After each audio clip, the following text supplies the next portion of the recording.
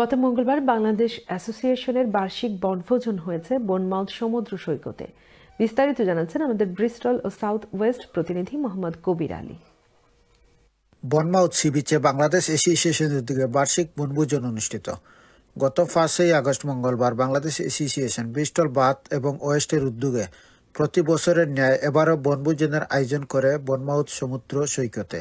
পুরো চলন্ত বাসে বাংলা গান, কবিতা, কৌতুক সহ চলে আনন্দ হাসির এক মহা উৎসব। প্রতি বছরই বাংলাদেশ অ্যাসোসিয়েশন ইউকে বাংলা সংস্কৃতি ও ব্রিটেনের বিভিন্ন স্থান পরিদর্শন করে নিজেদের মধ্যে ঐক্য ও পরবর্তী প্রজন্মের জন্য শিক্ষণীয় এবং কমিউনিটির মধ্যে মেলাবন্ধন সৃষ্টি করে।